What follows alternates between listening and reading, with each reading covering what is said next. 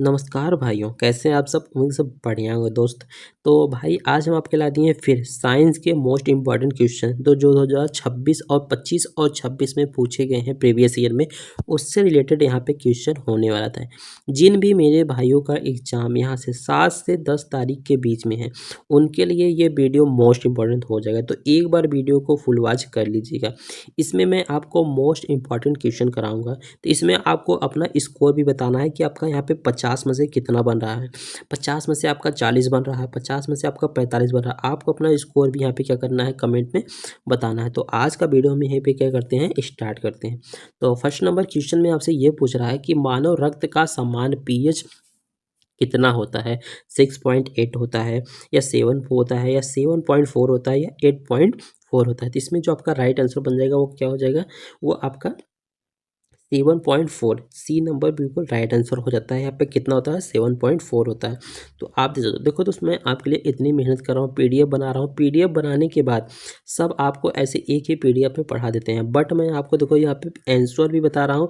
उसका विस्तृत व्याख्या जो होती है, मतलब उससे रिलेटेड अगर क्वेश्चन बन सकते हैं, कितने से कितने के बीच में होती है, अधिक होने पर क्या होता है, ठीक है। तो यहाँ पे मैं आपको कितनी मेहनत कर रहा हूँ। अगर आपको ये वीडियो अच्छी लगेगी तो एक लाइक और सब्सक्राइब भी कर दीजिएगा, ठीक है। तो हम स्टार्ट करते हैं। तो यहाँ पे आप देख सकते हो, मानव शरीर में जो एंजाइम होती है उसके रेंज कम करते हैं, जिसमें रक्त का पीएच का मान कितना हो जाता है, 7.35 से यहाँ पे 7.45 के बीच में रहता है, ठीक है। तो अब हम चलते हैं नेक्स्ट क्वेश्चन पे। नेक्स्ट क्वेश्चन पे आपसे पूछ रहा है, कोशिका का सुसाइड बैग किसे कहा जाता है? राइबोसोम को कहा जाता है, माइक्रोकांडिया को कहा जाता है, या लाइसोसोम को कहा जाता है, ग्लाजी बॉडी को कहा जाता है। तो इसका जो राइट आंसर बन जाएगा वो भी क्या हो जाएगा, आपका सी नंबर बिल्कुल राइट आंसर। यहाँ पे लाइसोसोम हो जाएगा, ठीक है। सी नंबर बिल्कुल राइट आंसर हो जाएगा। तो आप यहाँ पे देख सकते हो कि लाइसोसोम शक्तिशाली पाचक एंजाइम होता है जो कोशिका की क्षतिग्रस्त होने पर एंजाइम कोशिका के यहाँ पे नष्ट कर देता है। इसकी प्रक्रिया जो होती है ऑक्टोलिसिस कहते हैं, ठीक है। अब हम चलते हैं यहाँ पे नेक्स्ट क्वेश्चन पे। नेक्स्ट क्वेश्चन पे आपसे पूछ रहा है कि डीएनए प्राकृतिक क्या होता है, प्राकृतिक कोशिका चक्र किसके किसके चरण में होता है, ठीक है दोस्त। वह G1 के होता है, या यस होता है, या G2 होता है, या यम होता है? इसका जो राइट आंसर बन जाएगा दोस्त, वो कौन सा बन जाएगा, वो आपका बी नंबर बिल्कुल राइट आंसर हो जाएगा। किस चरण में होता है, चरण में होता है वो यस में, ठीक है। यस चरण में होता है। यस चरण में मतलब आपका क्या होता है, सिंथेसिस होता है, ठीक है। इस चरण में डीएनए की मात्रा दोगुनी हो जाती है और तकनीकी कोशिकाओं को पूरा करने के लिए यहाँ पे डीएनए से ये पूरे डीएनए में मिल सकते हैं। अब चलते हैं नेक्स्ट क्वेश्चन पे। नेक्स्ट क्वेश्चन पे आपसे पूछ रहा है, प्रकाश संश्लेषण में निकलने वाली ऑक्सीजन किससे आती है? CO2, ग्लूकोज, जल, या क्लोरोफिल से? तो आपका जो राइट आंसर बन जाएगा वो किससे आती है दोस्त, वो आपका सी नंबर बिल्कुल राइट आंसर हो जाएगा। जल बिल्कुल राइट आंसर हो जाएगा। आप यहाँ पे देख सकते हो, आप यहाँ पे देख सकते हो कि यह सिद्ध किया गया है कि हिल एक्सपेरिमेंट से यह जल अपघटन, जिसे फोटोलिसिस O2 से निकलती है और CO2 से नहीं, ठीक है दोस्त।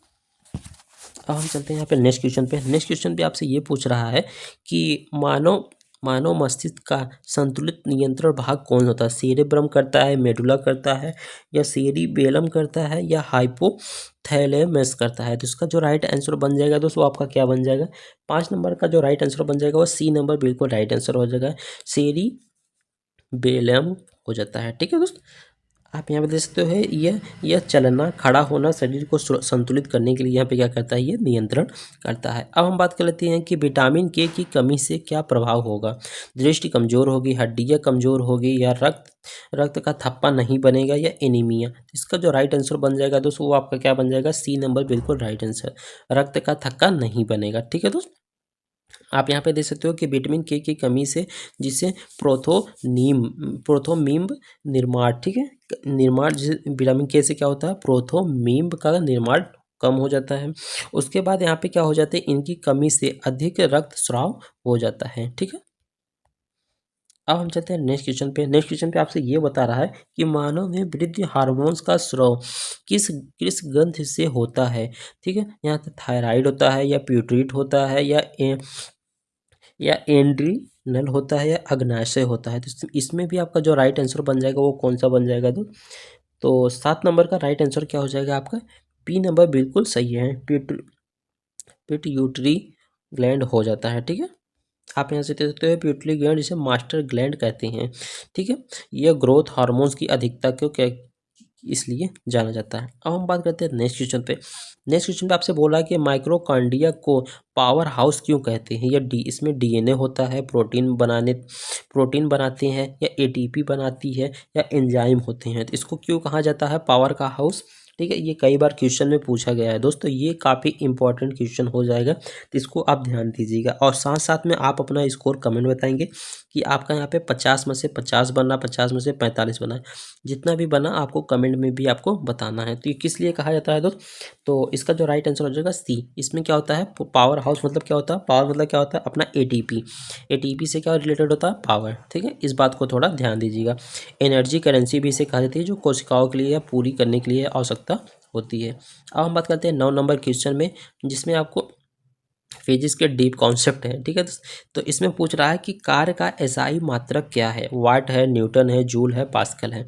तो इसका जो राइट आंसर बन जाएगा वो क्या है दोस्त? सी नंबर बिल्कुल राइट आंसर, जूल आपका बिल्कुल राइट आंसर हो जाएगा। जूल आपका राइट आंसर हो जाएगा। तो यहाँ पे आप देख सकते हो कि कार्य बराबर बल विस्थापन, तो इसका इकाई मात्रक क्या होता है आपका? जूल होता है। अब हम चलते हैं नेक्स्ट क्वेश्चन पे। 10 नंबर क्वेश्चन पूछ रहा है यदि बल शून्य हो तो कार्य कैसा होगा? अधिक होगा, कम होगा, शून्य होगा, ऋणात्मक होगा।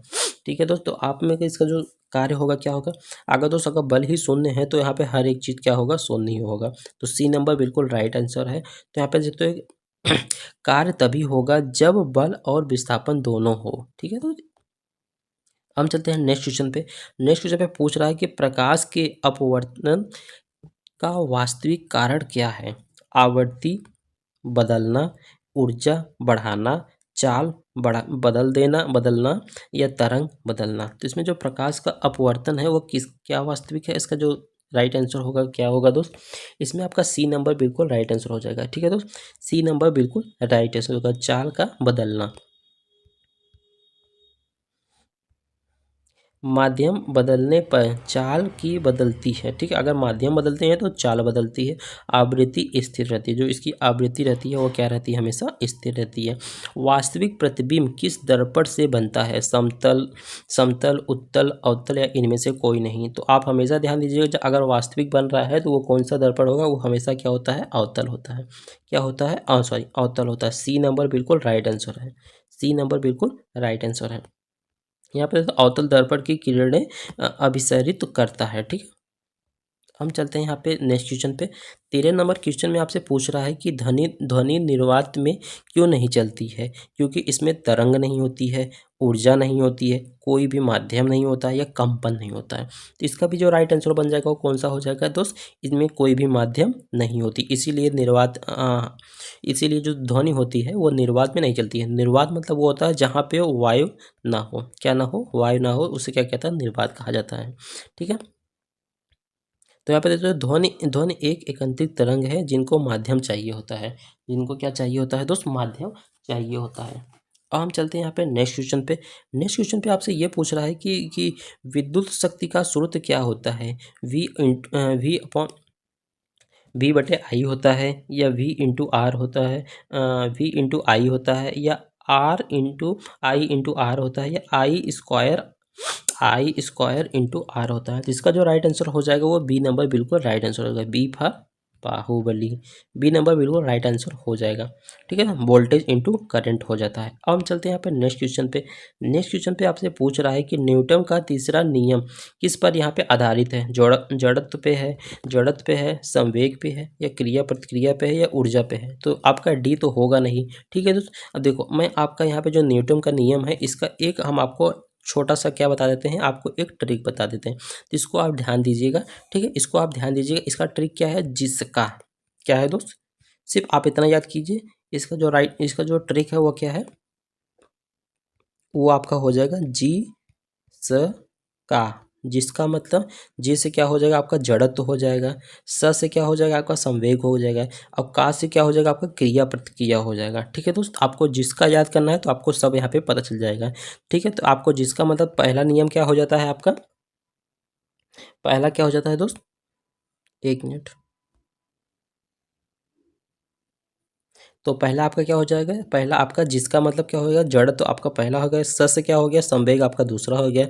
अब का से क्या होगा, क्रिया प्रतिक्रिया आपका क्या हो गया यहाँ पे, तीसरा हो गया। तो आपको अगर जिसका याद करेंगे तो आपका न्यूटन का तीनों नियम आपको यहाँ पे पता चल जाएगा। तो आपका राइट आंसर क्या हो जाएगा, सी नंबर। आपको क्या पूछा है, तीसरा नियम क्रिया प्रतिक्रिया है, तो क्रिया प्रतिक्रिया आपका राइट आंसर हो जाएगा। तो नेक्स्ट क्वेश्चन पे पूछ रहा है कि सबसे अधिक विद्युत ऋणात्मक तत्व कौन सा है, ऑक्सीजन है, ओ है, एन है, सी है या फिर एल है, मतलब फ्लोरीन है या क्लोरीन है। तो इसका जो राइट आंसर बन जाएगा वो क्या है दोस्त, यफ। सबसे क्या है, विद्युत ऋणात्मक तत्व क्या है आपका, यफ है।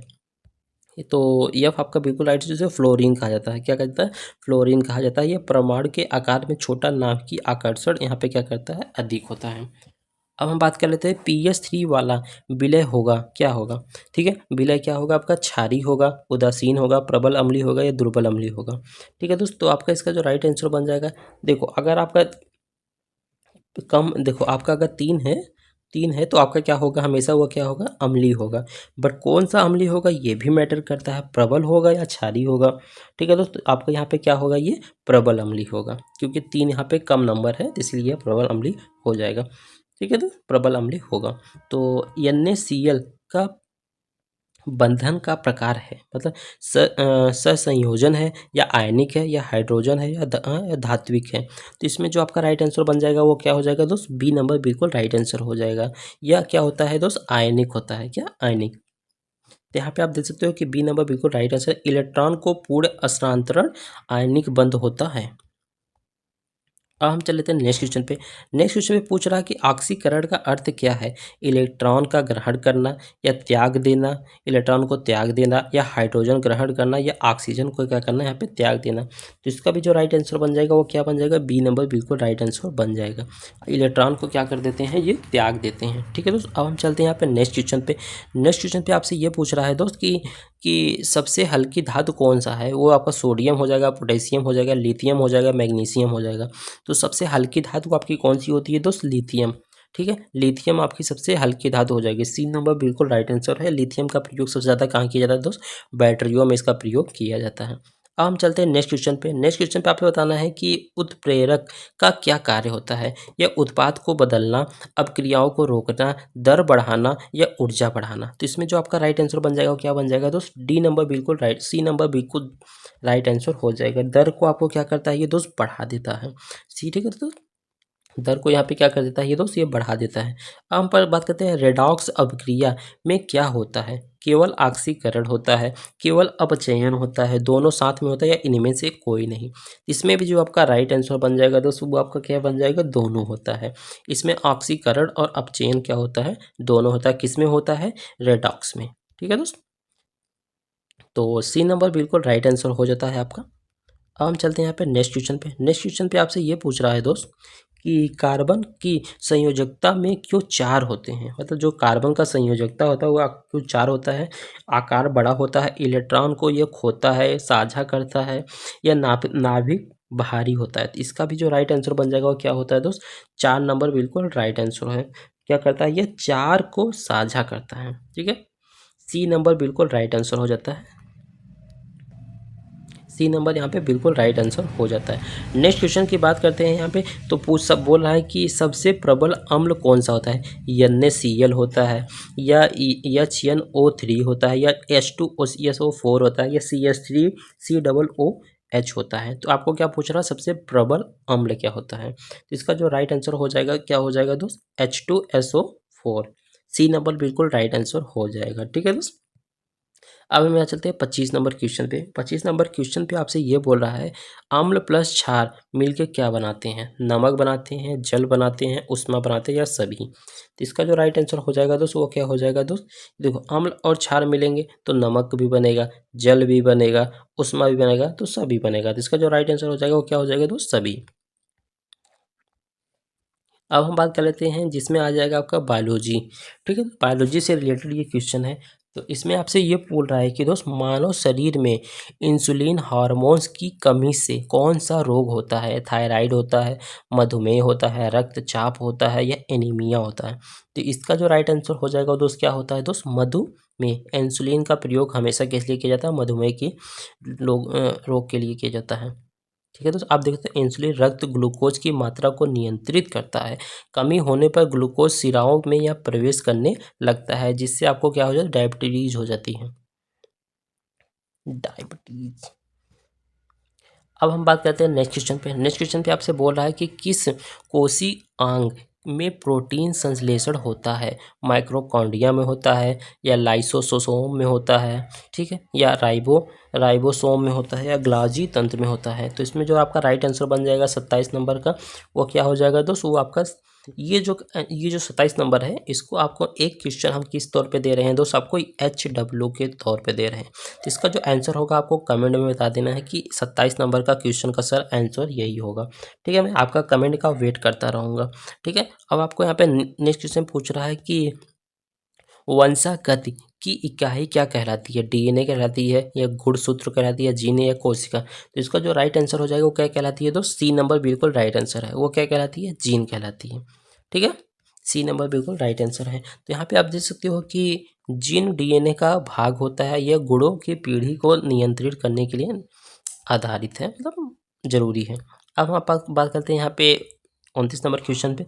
29 नंबर क्वेश्चन पे आपसे ये पूछ रहा है कि मानव में RBC का जीवन काल लगभग कितने दिन तक होता है। 60 दिन, 90 दिन, 120 दिन या 150 दिन। तो इसका जो राइट आंसर बन जाएगा वो कितने दिन होता है दोस्त, मैक्सिमम सिर्फ आपका जो RCB होता है वो 120 ही दिन तक चलता है। तो C नंबर बिल्कुल राइट आंसर हो जाएगा। ठीक है दोस्त, आप यहाँ पे देखते हो 120 दिन तक यहाँ पे चलता है। जो हमारे प्लीहा में जाके कहाँ पे जाके नष्ट होता है, ये भी ध्यान दीजिएगा, प्लीहा में जाके यह नष्ट हो जाता है। अब बता देते हैं कि आपको यहाँ पे ये जो PDF है, ये PDF कहाँ से मिलेगा। ठीक है दोस्तों, PDF के लिए आपको एक नंबर पे मैसेज करना है। नंबर कौन सा है, 95593115, नहीं सॉरी, आपका जो नंबर है आपका कौन सा नंबर है, या 9,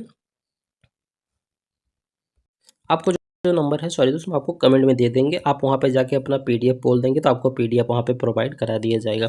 ठीक है दोस्त, हम चलते हैं नेक्स्ट क्वेश्चन पे। नेक्स्ट क्वेश्चन पे आपसे बोल रहा है कि प्रकाश संश्लेषण की प्रकाश अपक्रिया कहा जाता है। कहाँ कहाँ होता है, स्टोमा में होता है, ग्राना में होता है, नाभिक में होता है, माइक्रोकॉन्ड्रिया में होता है। ठीक है, तो इसका जो राइट आंसर बन जाएगा दोस्त वो क्या हो जाएगा दोस्त, वो आपका B नंबर बिल्कुल राइट आंसर। कहाँ पे होता है, ग्राना में होता है। ठीक है, ग्राना में होता है, तो B नंबर बिल्कुल राइट आंसर बन जाता है, B फॉर बाहुबली। प्रकाश अपक्रिया जैसे थाइला थाइलाकोइड गाना में होता है, जिसे ATP और NADPH बनते हैं। ठीक है दोस्त, अब हम चलते हैं नेक्स्ट क्वेश्चन पे। नेक्स्ट क्वेश्चन पे आपसे पूछ रहा है कि किसी वस्तु का द्रव्यमान किस पर निर्भर करता है, स्थान पर या गुरुत्व पे करता है, ठीक है, या वेग पे करता है या पदार्थ की मात्रा पे करता है। तो इसका जो राइट आंसर बन जाएगा वो कौन सा बन जाएगा, वो आपकी पदार्थ की मात्रा पे करती है। डी फार बिल्कुल सही आंसर हो जाएगा। ठीक है दोस्त, द्रव्यमान सर्व अधिक होता है स्थान पर ग्रह बदलने से यह नहीं बदलता है। ठीक है दोस्त, अब नेक्स्ट क्वेश्चन पे पूछ रहा है कि यदि यदि किसी वस्तु का वेग शून्य हो तो उसमें गतिज ऊर्जा क्या होगी, अधिकतम होगी, न्यूनतम होगी, जीरो होगा, ऋणात्मक होगा। जिसमें जो हमने आपको बताया, कहीं भी अगर जीरो होता है, जीरो मतलब नील, तो उसका भी आपको क्या मिलता है, हमेशा नील ही मिलता है। तो राइट आंसर क्या हो जाएगा, आपका जीरो मिलता है। ठीक है दोस्त, यहाँ पे आप देख सकते हो, यहाँ पे आपको क्या होगा, जीरो होगा, जिससे 1/2 mv² होता है, जिसमें v का मान अगर जीरो है तो kv का मान भी क्या होगा, ke का मान भी आपका क्या होगा, जीरो होगा। तो विद्युत धारा का SI इकाई क्या है, वोल्ट है, ओम है, एम्पियर है, वाट है। तो आपको इसमें जो राइट आंसर बन जाएगा वो दोस्त क्या बन जाएगा, वो आपका C नंबर बिल्कुल राइट आंसर हो जाएगा। आपको क्या पूछ रहा है, विद्युत धारा मतलब एम्पियर। ठीक है, एम्पियर आपका बिल्कुल सही आंसर है। उत्तल दर्पण में बना प्रतिबिंब कैसा होगा, वास्तविक होगा, उल्टा होगा, आभासी होगा या बड़ा होगा। तो इसका जो राइट आंसर हो जाएगा वो क्या हो जाएगा दोस्त, हमने आपको बताया था अवतल में आपका क्या बनता है, हमेशा बताया था ना, ध्यान देना। उत्तल में आपका कौन सा बनेगा, तो ध्यान देना, आभासी। C नंबर बिल्कुल राइट आंसर हो जाएगा। ठीक है ना। तो हमेशा जो तो आभासी और सीधा छोटा यहाँ पे प्रतिबिंब क्या होता है, बनता है। ठीक है दोस्त, आपके लिए बस एक शायरी है, पढ़ो ऐसा खराब न जाए पैसा। ठीक है दोस्त, तो पीडीएफ के लिए आपको टेलीग्राम में नीचे लिंक मिल जाएगा, आप वहाँ पर जाके अपना पीडीएफ ले सकते हैं। ठीक है दोस्त, ध्वनि की चाल सबसे अधिक किस माध्यम में होती है, गैस में, द्रव में, ठोस में, निर्वात में। तो मतलब जो ध्वनि है वो सबसे ज़्यादा किस माध्यम में फ्लो करती है, तो इसका जो राइट आंसर बन जाएगा दोस्त वो कौन सा हो जाएगा, ठोस में। ठोस बिल्कुल राइट आंसर हो जाएगा। अब हम चलते हैं नेक्स्ट क्वेश्चन पे। यहाँ पे आप देख सकते हो कि ठोस के कण में सबसे पास होते हैं, जो ठोस होता है, ठोस के अंदर जो कण होते हैं, ऐसे छोटे छोटे मॉलिक्यूलर कण होते हैं, वो सबसे पास में होते हैं। तो इसके कारण कंपन के कारण स्थानांतरित बहुत जल्दी यहाँ पे होता है। ठीक है दोस्त, अब हम चलते हैं यहाँ पे नेक्स्ट क्वेश्चन पे। नेक्स्ट क्वेश्चन पे आपसे बोल रहा है, निम्न में से कौन सा अम्ल प्राकृतिक रूप में फल में पाया जाता है, सल्फ्यूरिक अम्ल, नाइट्रिक अम्ल, या साइट्रिक अम्ल, या हाइड्रोक्लोरिक अम्ल। इसमें जो राइट आंसर बन जाएगा आपका कौन सा बन जाएगा दोस्त, सी नंबर बिल्कुल राइट आंसर बन जाएगा। सी नंबर बिल्कुल राइट आंसर बन जाएगा दोस्त, साइट्रिक अम्ल बिल्कुल राइट आंसर हो जाता है। ठीक है दोस्त, तो देखो साइट्रिक अम्ल किस में पाया जाता है, नींबू, संतरा, जो खट्टे चीज होते हैं उसमें पाया जाता है। हम चलते हैं यहाँ पे नेक्स्ट क्वेश्चन पे। नेक्स्ट क्वेश्चन में आपसे पूछ रहा है, कौन सा तत्व धातु है, सोडियम है, मैग्नीशियम है, सल्फर है, कैल्शियम है। तो इसमें जो आपका राइट आंसर बन जाएगा वो कौन सा है, तो सल्फर है आपका। कौन सा, सल्फर बिल्कुल राइट आंसर हो जाएगा आपका। आप यहाँ पे नेक्स्ट क्वेश्चन की बात करते हैं। नेक्स्ट क्वेश्चन पे आपसे बोला, जल का सर्वाधिक विलायक कहलाते हैं, कहलाने का कारण क्या है, स्वाद में। सर्वाधिक विलायक कहलाने का जो कारण होता है क्या होता है, स्वाद, रंग, या अधिक घुलनशीलता, या उबाल बिंदु। ठीक है दोस्त, तो इसका जो राइट आंसर बन जाएगा दोस्त क्या हो जाएगा, अधिक घुलनशीलता हो जाएगा। जल की अधिकांश पदार्थ घुल जाते हैं, इसीलिए ये यूनिवर्सल सॉल्वेंट कहा जाता है। नेक्स्ट क्वेश्चन पे पूछ रहा है कि जंग लगना किस प्रकार की प्रक्रिया होती है, अपचयन होती है, या संयोजन होती है, या ऑक्सीकरण होती है, या विस्थापन होती है। तो इसका जो राइट आंसर बन जाएगा दोस्तों वो क्या हो जाएगा, सी नंबर बिल्कुल राइट आंसर। ऑक्सीकरण के कारण यहाँ पे क्या होता है और ऑक्सीकरण कैसे होता है मैं आपको ये बता देते हैं। जैसे लोहा हो गया और प्लस ऑक्सीजन पा गया और प्लस नमी पा गया, तो क्या लग जाता है उसमें, जंग लग जाता है, इलेक्ट्रॉन त्याग देता है, इसके कारण क्या होता है, ऑक्सीकरण होता है। अब हम यहाँ पे बात करते हैं नेक्स्ट क्वेश्चन पे। नेक्स्ट क्वेश्चन पे आपसे ये पूछ रहा है कि सबसे हल्की गैस कौन सी होती है, ऑक्सीजन होती है, नाइट्रोजन होती है, हाइड्रोजन होती है, या हीलियम होती है। तो सबसे हल्की गैस आपकी कौन सी होती है दोस्त, आपकी सबसे हल्की गैस होती है हाइड्रोजन। ठीक है दोस्त, हाइड्रोजन आपकी सबसे हल्की गैस होती है। ये परमाणु के द्रव्यमान में जिसमें 1 U में पाया जाता है। ठीक है दोस्त, अब हम बात कर लेते हैं, आज का क्वेश्चन यहीं पे समाप्त करते हैं। अगर ये वीडियो अच्छी लगी तो एक लाइक कर देना, और चैनल को भी कर देना यहाँ पे क्या, सब्सक्राइब भी कर देना। और आपको ये बताना कि आपको ये क्वेश्चन जो पढ़ाए हैं कैसा लगा, एवरेज था, हार्ड था, या सही था कि नहीं था, आपको कमेंट में अपना राय देना है। और जो क्वेश्चन नंबर 23 हम आपको यहाँ पे HW की तरफ दिए हैं, उसको भी आपका कमेंट में आंसर बताना है। ठीक है दोस्त, मिलते हैं नेक्स्ट वीडियो में, तब तक के लिए जय हिंद दोस्त।